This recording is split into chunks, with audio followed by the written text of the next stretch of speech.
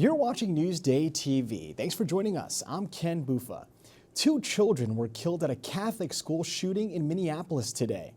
Police say the suspect shot dozens of rounds through windows of a church. The children were at Mass during their first week of school. Officials believe the shooter, who has been identified as Robin Westman, died by suicide. The children who were killed were 8 and 10 years old. At least 17 people were hurt. And the Trump administration says the renovation of Penn Station will begin in 2027. The U.S. Transportation Secretary revealed a timeline today, but no details were given about what the transformation will look like. Amtrak will begin a search for a master developer and award a contract by May. Several developers have already come up with ideas, some of which include relocating Madison Square Garden. Early stages of design work and an environmental study is expected to begin next summer. In Nassau, officials have created a new police unit that they say aims to keep schools and communities safe. We are making investments in technology, state-of-the-art technology that uses artificial intelligence that will be able to get us information that we wouldn't have been able to have before.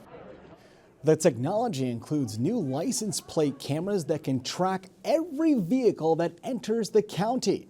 The county exec says the police strategic response team will focus on schools in the coming days as students return to the classroom. In the future, the team will be used at other large public gatherings like concerts, rallies, or protests. And first in Newsday, the town of Hempstead released the new title and salary for its former town supervisor.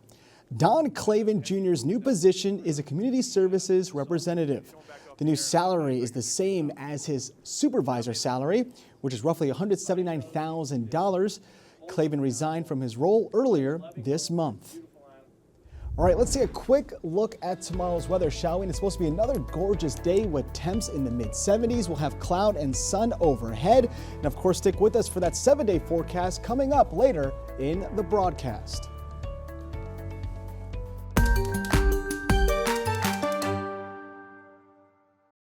Long Island is a place of beauty, and for some, a place of economic opportunity. The problem, some young people say, is getting that first foot in the door of their career and to find reasonably priced housing on the island. I am concerned about affordability, number one. Reginald Benjamin is actively working in Hempstead Village to keep young people in the community. His concern about housing and other challenges is reflected in a recent Newsday Siena Research Institute survey on how likely it is for young people to build success on the island. 39% said it was almost certain to very likely. Another 39% said it was a toss-up, and 22% felt it was not very likely or not likely at all. Benjamin says he's happy there's a stronger push for affordable housing, like with this new apartment complex near the Hempstead LIRR station and at some other locations across the island. But he says even more needs to be done. Development has to come if these young people are going to stay. But housing is just one part of the puzzle to really build that success. Some say you really need to have more entry-level jobs for young people. I think it's getting a lot better. Lamont Johnson is a former police officer and works with young people to find those first career opportunities so they can stay.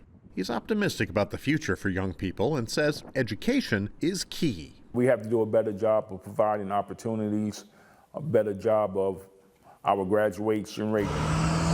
In nearby Garden City, Robert Gorinsky moved his family and young children here from the city so they would hopefully stay on the island later in life. He admits, though, with high costs here, it could be a struggle. My advice would be stay hopeful.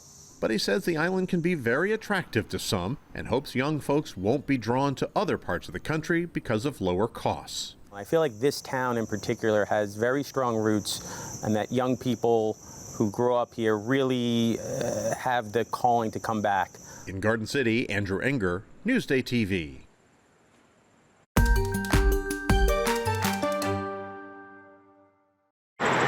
If you've been on State Route 347 in Suffolk, you've probably seen the signs, had to slow down, and sat in traffic. I think that it's ridiculous at the pace that they're going. That'll never end. The state began road work back in 2010. There are 13 phases. The 7th just started. I do try to avoid it. It's hectic over here. It's crazy. very crazy. Work includes adding a third lane, installing covered bus stops set back from the roadway, and a shared use path for those not traveling by a vehicle. It's not a perfect design, but it's a huge improvement and a huge step in the right direction. We need to see more of this on Long Island, giving people more alternatives and safer ways to get around that don't require cars. The next phase of construction here on Route 347 starts here at Halleck Road and goes that way about a mile east to Nichols Road. At this intersection, we spotted a memorial for 24-year-old Sampada Adula, who was hit and killed while crossing the street in February. The 68-year-old driver, who initially fled the scene, was arrested and charged several days later. Then there's the woman who survived being T-boned at the same intersection in September 2024. She was 87 at the time. I was just passing Halleck Road when all of a sudden, out of the blue, something hit my car really hard. I kind of had trouble maintaining, my control over the car. They had to take the door off to get me out of there, but fortunately I was not hurt, amazingly. Newsday's year-long investigative series on dangerous roads recently looked at Long Island's 5 most dangerous intersections. One of them is in this area, Route 347 and Nichols Road. Drivers tell us they're just hoping the pain they feel now during construction is worth it in the end. Things seem to improve when they do get done. I'm Shari Einhorn, Newsday TV. Labor Day weekend is here, and that means lots of travel. But AAA says travel costs are actually lower this year than they were last year. Joining us now is Robert Sinclair Jr., Senior Manager at Public Affairs at AAA Northeast. So, Robert, how are people choosing to travel this year with these lower costs? Well, overwhelmingly, when people take a summer trip, a vacation trip, they travel by motor vehicle. So that is the preferred choice. Usually 85 to 90% of those who take a trip will drive to their destinations. But since we're in Labor Day and a lot of kids are already going back to school, college students, it seems that people are maybe splurging a little bit. We're seeing that domestic airfares are lower than last year, rental car rates are lower, hotel rates are lower, and cruising is extremely popular, particularly from our area. You can drive from Long Island and go to Brooklyn, park there, jump on the ship, the party starts. You can go to Bayonne, New Jersey, or the west side of Manhattan. So what are some popular travel destinations that folks are going to this Labor Day? The big ones, the top international destination and the top domestic destination are related to each other because it's Vancouver and Seattle. Both those locations are jumping off points for cruises to Alaska. Again, cruising popular, cruising to Alaska very, very popular. It seems that with climate change, people are worried that everything is going to melt there, so it's been very, very popular. So people are going there. So let's talk about road trips because gas prices and, as you mentioned, rental car prices are down. So what should people know when they're hitting the road this year?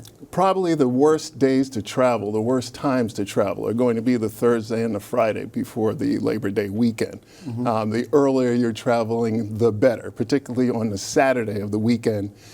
You really need to leave before 9 a.m. on Saturday because we're anticipating heavy traffic just about all day.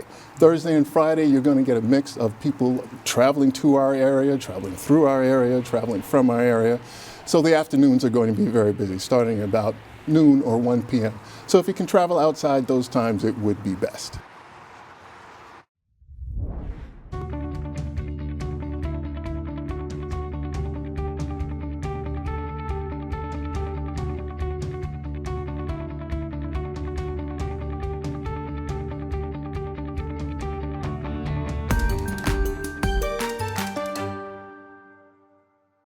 Ready for the season? Yeah! We're back again for more Football Media Day coverage at the Radisson Hotel for Suffolk. Let's go talk to some more players. What's the team outlook for the season? We're super excited. We're all humble. We're very hungry, and that's one of our biggest defining factors. We all want it. We all want it for each other. We don't want it as individuals. More of as a team, play for each other. We have high expectations. We set a high standard last year, so we're hoping to get back to where we were last year and finish the job. Just find a way to win games week by week, whatever our game plan is, and just trust my teammates to make plays. We had big stars last year, and most of them are pretty gone. People think that just because they're gone, we're gonna not have a great season. But we have outcoming juniors and sophomores and seniors that know and want to work and be and be better than the team before. You know what I'm saying? We keep striving to be better and better each year. I look forward to going even harder and better from last year because I know I have a lot to still prove. You know, I didn't do anything yet this season. Last year was last year, and this is a whole new season, so I'm willing to improve and go a whole lot harder and better. Super excited, man. I just want to bring home a trophy for Connecticut. I haven't seen one since 2008, so that's my overall goal. We have a young group this year, which is good because we got a lot of enthusiasm, a lot of energy. So I love it. You know, a lot of very senior heavy last year, so we lost a lot of players, but that's fine because the youngins are ready to get after it. From Hop Hog, Jonathan Rubin, Newsday TV. All right, let's take a closer look at your 7-day forecast to see how great this weekend is going to shape up. Well, it looks like that rain cleared up for Friday, Thursday, Friday, Saturday, Sunday. We are clear, and it's the same for next weekdays too. Monday, Tuesday, and Wednesday. You can see temps will be near 80s. It's going to get cold at night, though. We'll be in the 60s, even under on Friday and Saturday. But overall, really nice and really dry.